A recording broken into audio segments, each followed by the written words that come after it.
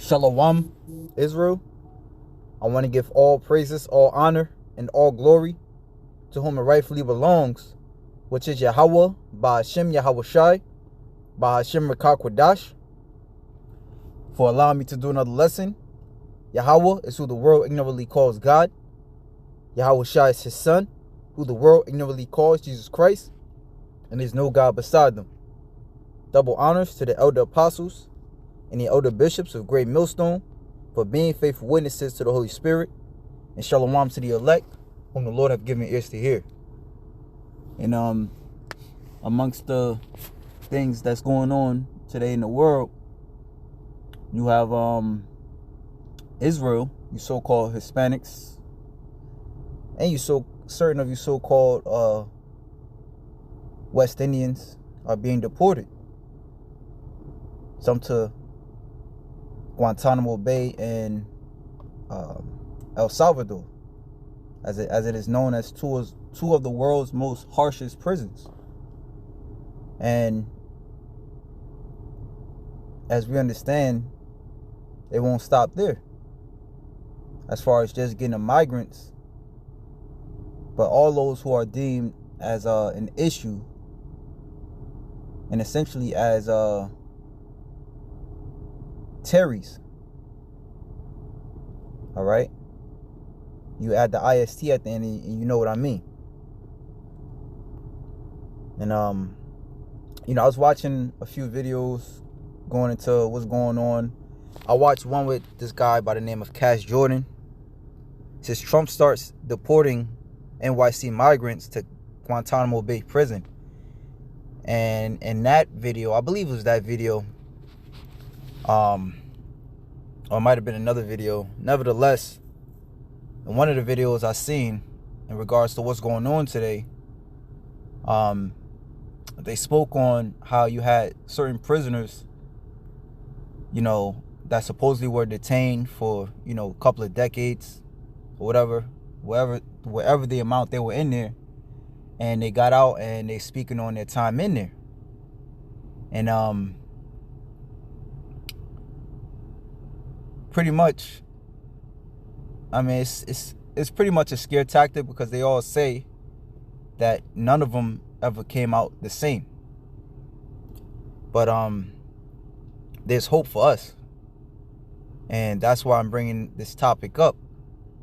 As a matter of fact, I'm gonna show you brothers something in the spirit, but let me read this. This is faithfulness to God. My child, if you are going to serve the Lord, be prepared for times when you will be put to the test. And we've all, in some way, shape, or form, have been and are being put to the test. Whether it be the loss of job or a loved one. Whether it be, the deterioration of your health. We're all being put to some type of test. Be sincere and determined. Keep calm when trouble comes. Stay with the Lord. Never abandon him, and you will be prosperous at the end of your days.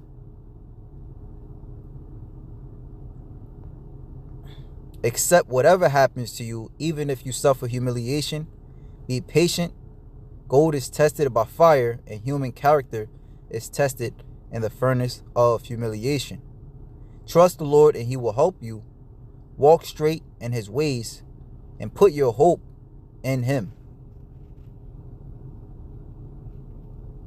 No matter what comes upon us these last days, these are words that we must keep account of. Remember, according to Wisdom of Solomon, the 3rd chapter, an attribute of the elect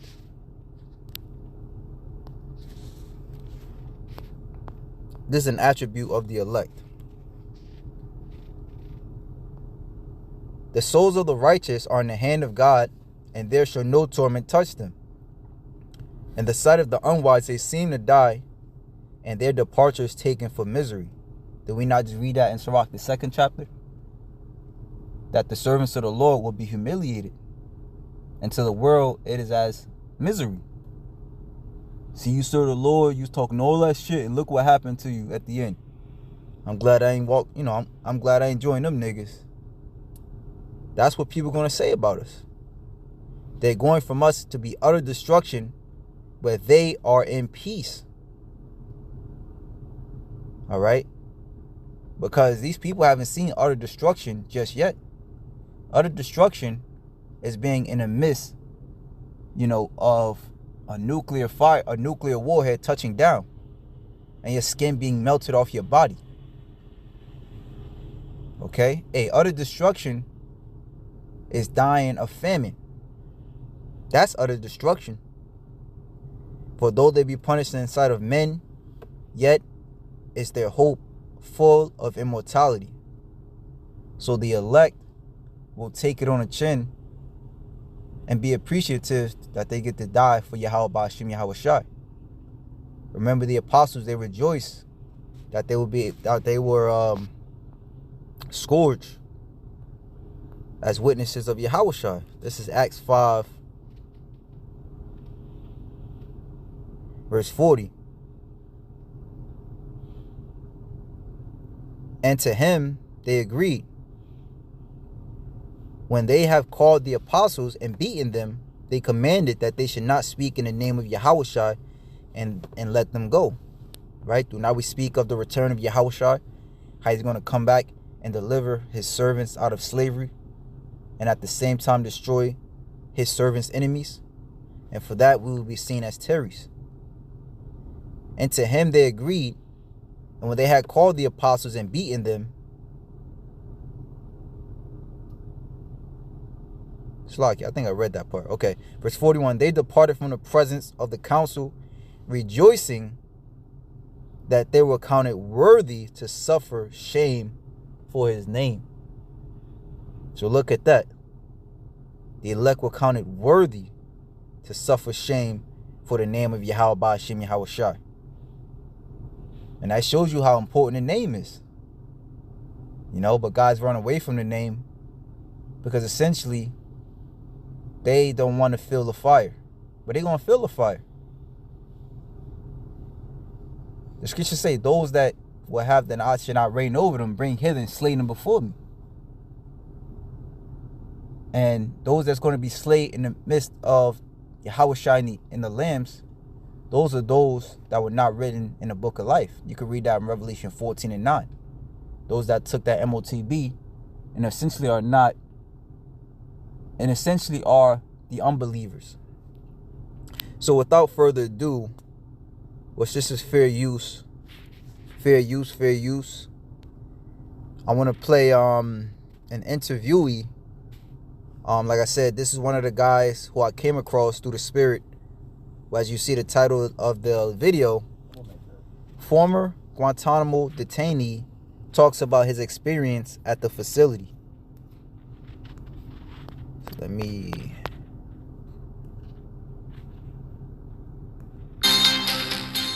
All right, for more on this, we're now joined by Mansour Adaifi, who joins us from Belgrade. Mansour, good to have you.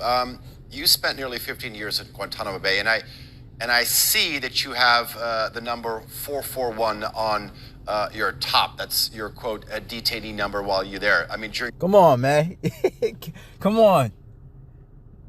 Need I say more? 441? Come on.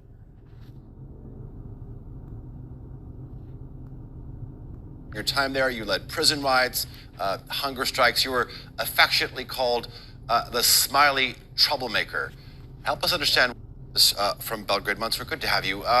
You spent nearly 15 years at Guantanamo Bay, and I see that you have the number 441 on your top. That's your, quote, a detainee number while you're there. I mean, during your time there, you led prison riots, hunger strikes. You were affectionately called the smiley troublemaker. Help us understand what happened there. Basically now, today, marks the 20th anniversary of Guantanamo, 7,306 days. Hey, the smiling troublemaker. Now that reminds me of Acts 16. Was it 16? Might be 12.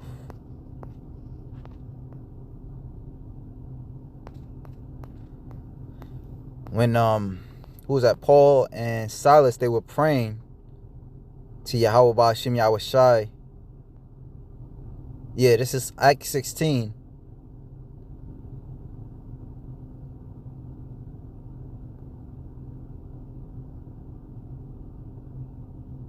And 17. The same followed Paul and us and cried, saying, These men are the servants of the Most High, which shewed us the way of salvation. And this did she many days, but Paul, being grieved, turned and said to the Spirit, I command thee in the name of Yahushai, it's not Jesus, but Yahushai, to come out of her. And he came out the same hour.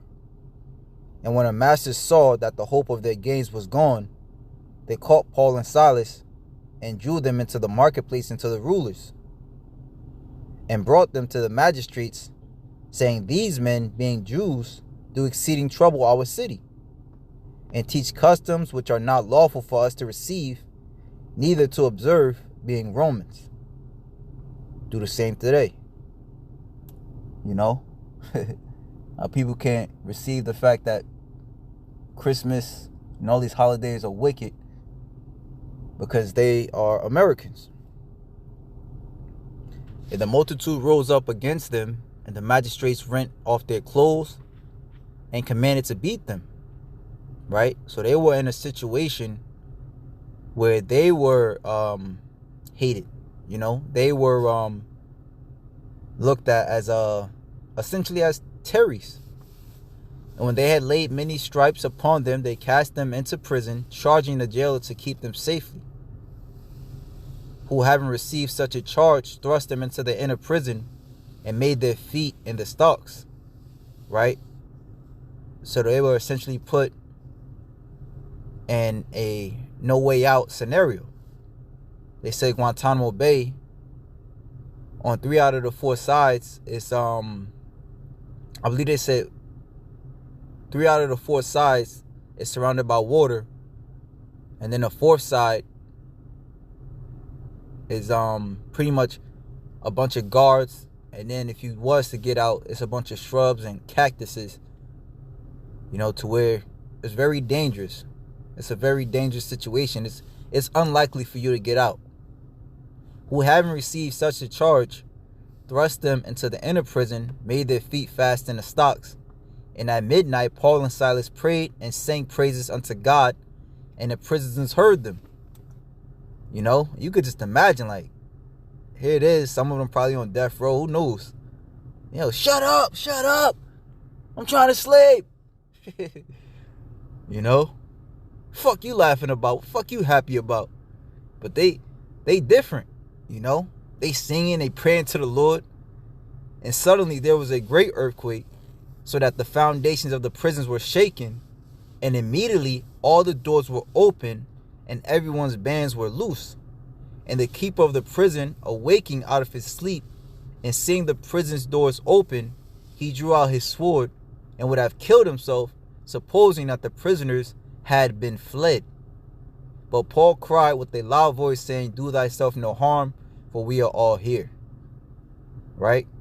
So, in like manner, you know, like the smiling detainee, I believe they called him, pretty much a rebel, you know, he was doing shit differently. Shit was differently under his watch, you know, and the Lord said he's going to lift up a standard, meaning a way to escape.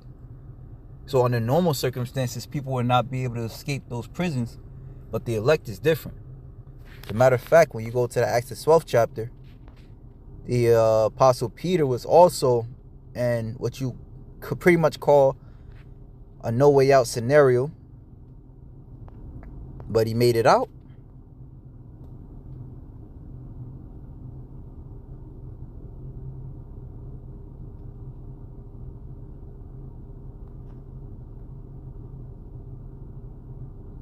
Acts 12:3. And because he saw it pleased the Jews, he proceeded further to take Peter also. This is Herod. And when he had apprehended, then were the days of unleavened bread, and when he had apprehended him, he put him in prison and delivered him to 4 quaternions of soldiers to keep him. And it's something about you know, for you brothers that's been around for a little minute, it's something about this time of the Passover. You know, it's a very thick time for the men of the Lord. It's always been like that. And when he had apprehended him, Salakia, he put him in prison and delivered him to 4 quaternions of soldiers to keep him, intending after Easter, which is the Passover, to bring him forth to the people. So 4 quaternions is 16 soldiers. Peter therefore was kept in prison, but prayer was made without ceasing of the church unto God for him. And when Herod would have brought him forth, the same night Peter was sleeping between 2 soldiers bound with 2 chains. And the keepers before the door kept the prison. And behold, the angel of the Lord came upon him, and a light shined in the prison. And he smote Peter on the side and raised him up, saying, Arise up quickly, as his chains fell off from his hands. And the angel said unto him, Gird thyself and bind on thy sandals. And so he did.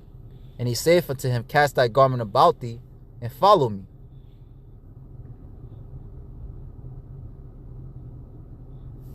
And he went and followed him, and wist not that it was true, which was done by the angel, but thought he saw a vision. When they were past the first and the second ward, they came unto the iron gate that leadeth into the city, which openeth to them of his own accord. So obviously it wasn't the guards.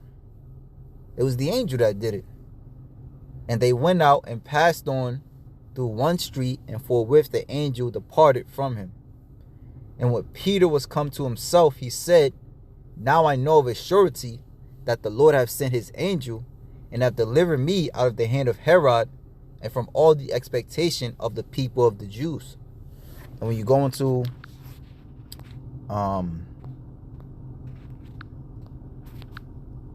right, it says Guantanamo Bay. That place is literally meant to break you.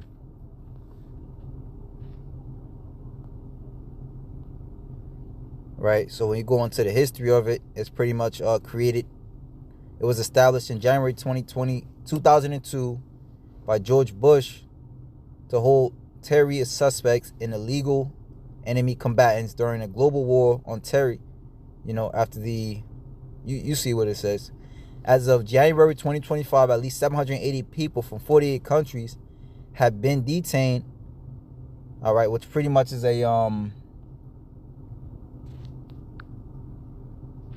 detainee, a person held in custody, especially for political reasons. And these devils is putting things on the books and his laws to get us, you know.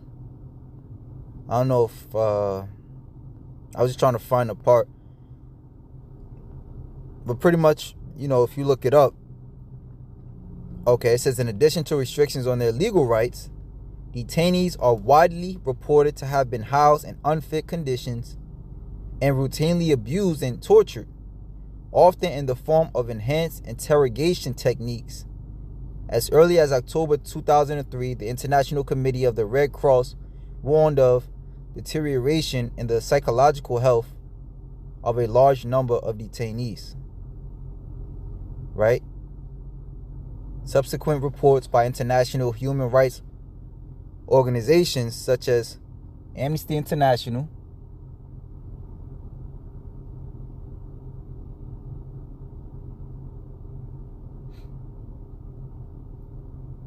and Human Rights Watch, as well as intergovernmental institutions such as the Organization of American States and the United Nations, concluded that detainees have been systematically mistreated in violation of their human rights. The detention camp has faced ongoing, well, that was the point, you know, that it's not going to be fun in these situations. And it's going to take faith. Now, of course, you know, they may, because another thing is the elect not going to take that C-hip, that chip, which is the MOTB, and some of them shall be beheaded. So it's apparent that some of the elect will end up in places like these. But we must remember that the Lord, the scriptures say, in our weakness he is made strong. So the Lord likes to put us in heavy situations so that he can get the praise.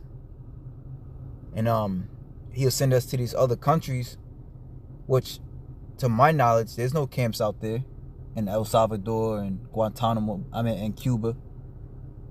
So I also look at it as, the Lord could have you as a light to them brothers and sisters over there. We don't know why the Lord does what he does, but we know according to the scriptures that all things work for the good of the elect. You could be slated to, for brothers and sisters over in those lands to come up under you. We don't know how this thing's gonna go. So yeah, man, that was pretty much it, man. And call Allah to Yahweh Hashem Yahweh Shai for that understanding. Because there's some miserable times, but the elect is still gonna have a smile. Inwardly. Well, the scriptures say even outwardly. What I'm talking about inwardly. Both inwardly and outwardly. They're gonna be laughing. At feminine destruction, thou shalt laugh. Damn guillotine might break on their neck.